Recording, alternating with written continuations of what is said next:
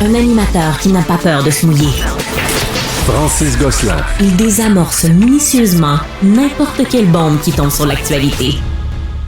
On change du tout au tout, on va vers un tout autre sujet. Vous rappelez-vous, il y a quelques années, peut-être une quinzaine d'années, Google avait lancé un produit, une espèce de barre qu'on se mettait dans le visage avec un petit onglet. Oui, Stéphanie, elle me fait oui de la tête. Moi, je me souviens juste Geneviève Borne, là, on aurait dit que c'était la seule qui avait les Google Glass à l'époque les Google ici Glass, au Québec. Là. Merci de me rappeler ce joyeux souvenir. Donc, c'était supposé d'être la nouvelle mode, la révolution, etc. Eh bien, plus de 10 ans ou 15 ans plus tard, Google revient à la charge avec un nouveau projet, le projet Astra. Ce serait des lunettes d'intelligence artificielle incluant leurs produits, le Gemini 2.0. Bref, pour en parler, je joins Denis Martel, qui est stratège en communication numérique. Bonjour, Denis. Salut, Francis. Bon, donc, est-ce que la comparaison que j'exprime est boiteuse? J'imagine que non, là, ça se ressemble quand même. Ça se ressemble. Il faut savoir que dans un premier temps, on nous le présente surtout intégré au téléphone Android. Donc, mais oui, effectivement, il y a aussi une démonstration faite avec des lunettes, mais c'est assez phénoménal comme système parce que je te dirais, si j'avais à le décrire aujourd'hui, je dirais que c'est un mélange plus avec le Google Home, mais qui se personnalise avec tous ces enjeux en sécurité des données qui vient avec. Oui, évidemment. Puis j'ai quand même toujours cette question parce que je me rappelle, pour avoir été plus près de la scène techno à l'époque des Google Glass, justement, que c'était pas vraiment l'enthousiasme. Là. Enfin, il y avait certains enthousiasmes, mais de manière générale, dans la Silicon Valley notamment, tu te rappelleras, Denis, tu étais là comme moi, on appelait ces gens-là les glass holes, les trous de cul de la lunette, là, si on peut me permettre. C'était vraiment pas très bienvenu là, de se promener dans des lieux publics avec ce dispositif-là. Est-ce que les choses ont à ce point changé qu'on va être plus acceptant aujourd'hui d'une technologie comme la Astra? Ben, il y a l'objet en tant que tel qui rend la chose un peu discutable, là, puis surtout quand c'est des espèces de dispositifs qui te font ressembler à un cyborg, là, c'est un peu discutable. Fait que tout ça va plus avec l'intégration, avec un produit, une intégration naturelle avec un produit déjà existant et utilisé, qui est la lunette. Mais c'est les fonctionnalités qui sont qu'on retrouve dans le projet Astra qui sont particulièrement intéressantes parce que le projet Astra, il analyse en temps réel absolument tout ce que l'on voit ou tout ce qu'on lui montre.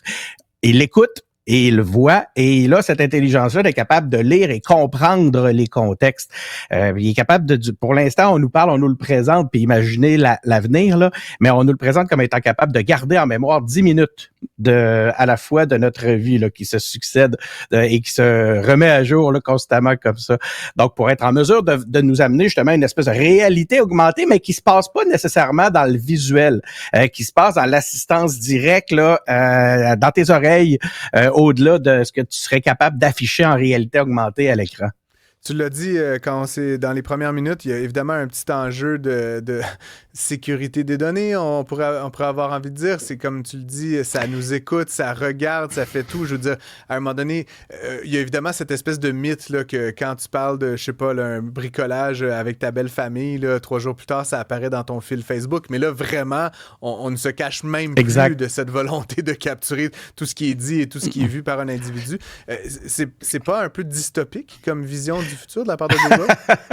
Absolument, mais écoute, si tu regardes les améliorations, les avancées en intelligence artificielle au courant des derniers mois, je veux dire, on a éclaté la bulle du dystopique ou de la crainte du dystopique. Je veux dire, c'est à se demander si l'humain aura pas complètement à repenser son utilité dans le cadre de notre monde tel qu'on le connaît aujourd'hui. C'est absolument phénoménal.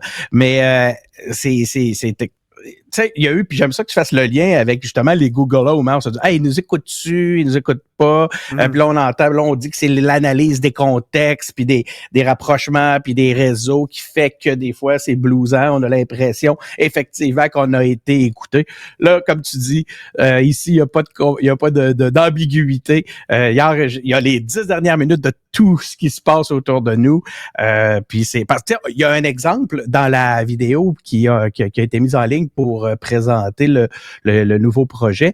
La personne, à un moment donné, se demande, tu sais, bon, elle fait un petit parcours, puis là, rendue vers la fin de son parcours, elle demande « Où sont mes lunettes? » Puis jamais, dans le cadre du parcours, elle nous avait fait mention ou signalé ou attiré l'attention vers ses lunettes, mais il y avait effectivement une paire de lunettes qui traînait sur une table dans le cadre de son parcours.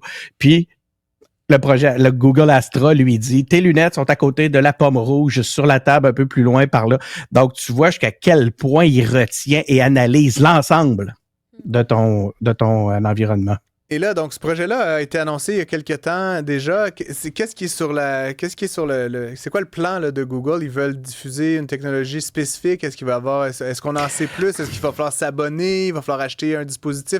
Parce que je te vois, Denis, pour ceux qui nous écoutent à la télé, moi-même, on porte tous les deux des lunettes. Je ne vais pas mettre une paire de lunettes par-dessus ma paire de lunettes. Qu'est-ce qu'on sait là, actuellement de l'intention de Google concernant l'objet lui-même, là? Tout est là, puis la question est pleinement ouverte. C'est à savoir justement, la question que j'entends à travers ce que tu es en train de me dire, c'est ça va être quoi le modèle d'affaires. C'est plus difficile dans des contextes d'affaires aussi intrusifs de demander à la publicité de venir régler tous les aspects financiers parce que ça peut devenir invivable assez rapidement. Tes lunettes sont sur le comptoir. Ceci est une présentation de Oakley. Ou si tu portes des lunettes puis que tu as tout le temps un petit Coca-Cola dans la vision, là, ça risque d'être un peu désagréable. Donc, les questions sont entières, mais ils ont sorti une panoplie de projets. Tu te demandes c'est quoi l'avenir pour Google. Google avait semblé avoir un petit retard au point de vue. En tout cas, pour ce qui est de la mise en marché de ses derniers produits en intelligence artificielle face à OpenAI, semblait avoir un retard à combler.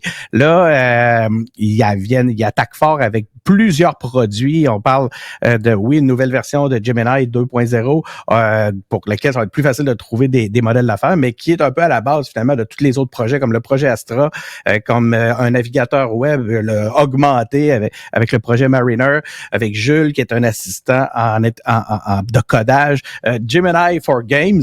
Donc, venir t'aider, un assistant pour t'aider dans tes jeux vidéo, des générateurs de vidéos, on a vu Sora de OpenAI qui est assez impressionnant. Google arrive avec Veo, puis la puce quantique Willow.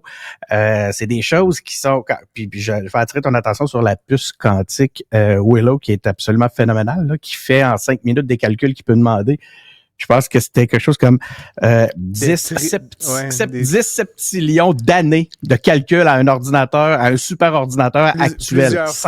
Plusieurs fois la durée de vie de l'univers, là, si j'ai bien compris. Hey Denis, c'est tout le temps qu'on avait, mais on va se reparler parce que clairement, tu m'as fait la longue liste des raisons pour lesquelles on doit jaser dans les prochains jours. Merci d'avoir été à l'émission et à très bientôt. Ça me fait plaisir. Merci, Francis.